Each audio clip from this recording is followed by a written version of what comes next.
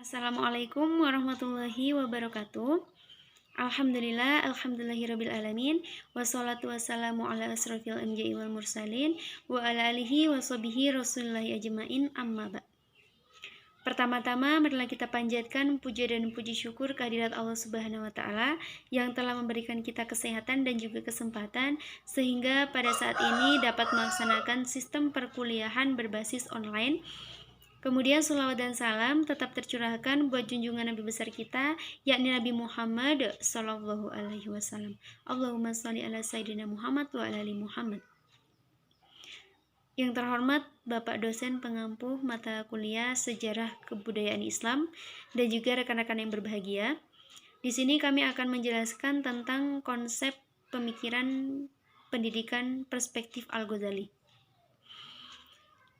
Imam Al-Ghazali adalah seorang filsuf, teolog, dan juga sufi terbesar dalam Islam. Beliau diberi gelar Hujatul Islam Zainuddin At-Tusi Asy-Syafi'i dan akrab dipanggil dengan Imam Al-Ghazali.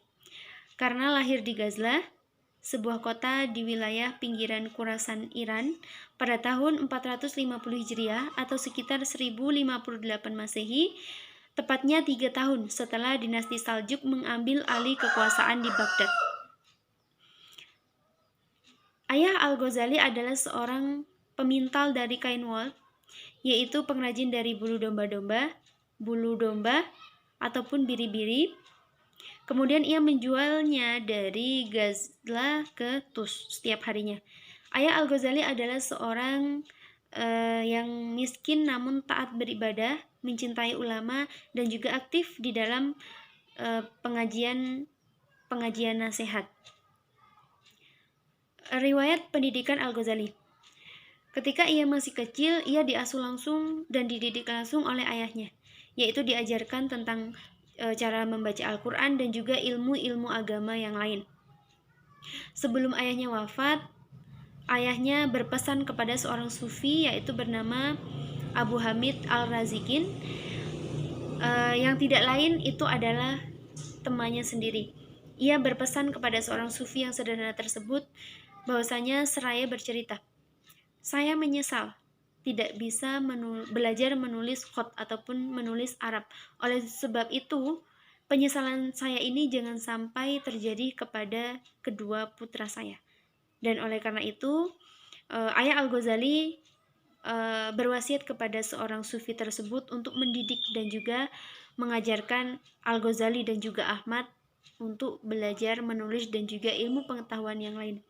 Dan pada saat itu Ayah Al-Ghazali juga menyerahkan hartanya untuk menghidupi Al-Ghazali dan juga Ahmad tadi.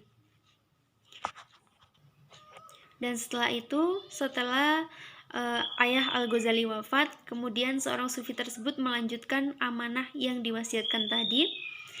Dan pada saat itu Al-Ghazali dan juga Ahmad sudah mulai belajar tentang ilmu-ilmu tasawuf dan juga ilmu-ilmu yang lainnya. Dan ketika itu seorang sufi tadi berpikir bahwasanya harta dari peninggalan ayahnya tadi sudah habis untuk membiayai Al-Ghazali dan juga Ahmad. Dan setelah itu seorang sufi tersebut menyerahkan Al-Ghazali dan juga Ahmad kepada seorang pengelola sebuah madrasah, sekaligus untuk menyambung ataupun melanjutkan kehidupan Al-Ghazali dan juga Ahmad. Sekitar tahun 465 sampai 170 Hijriah, Imam Al-Ghazali belajar fikih dan juga ilmu-ilmu yang lainnya dari Ahmad Razikin di Tus dan juga Abu Nasr Ismail di Jarjan. Dan pada saat itu Al-Ghazali sudah mempelajari ilmu filsafat secara otodidak, dan bahkan Al-Ghazali adalah seorang yang mempelajari ilmu filsafat yang pertama dan sanggup untuk mengkritiknya. Di antara karya-karya Imam Al-Ghazali yaitu yang pertama ada Tahafut Al-Falasifah, yaitu berisikan tentang kekacauan pemikiran para filsuf. Buku ini dikarang sewaktu Al-Ghazali berada di Baghdad pada saat jiwanya masih terguncang. Kemudian karyanya ada juga Ihya Ulumuddin, yaitu tentang menghidupkan kembali ilmu-ilmu agama. Kitab ini merupakan karya yang terbesar pada saat itu. Selama beberapa tahun, Al-Ghazali mengalami perpindahan ataupun nomaden dari Damaskus, kemudian Yerusalem, Hijaz, dan Tus, yang berisi tentang panduan fikih, tasawuf, dan juga filsafat. Kemudian karyanya yang berikutnya yaitu ada Al-Munqidh min Al-Adhlal, yaitu penyelamat dari kesesatan. Kemudian ada lagi karyanya yang berjudul Al-Ma'arif Al-A'liya, yaitu berisi tentang pengetahuan nasional. Dan karya Imam Al-Ghazali masih banyak lainnya yang mungkin di sini kami tidak bisa mendeskripsikan satu persatu tentang isi ataupun karya-karya Imam Al-Ghazali yang lainnya. Mungkin teman-teman bisa memahami di dalam makalah yang sudah kami sediakan.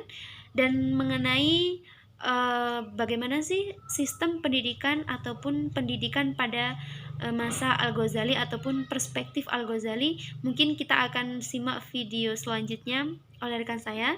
Dan mungkin itu saja penjelasan dari saya mengenai biografi dan juga karya-karya Imam Al-Ghazali. Mungkin kalau ada kekurangan, saya mohon maaf. Saya akhiri. Wassalamualaikum warahmatullahi wabarakatuh.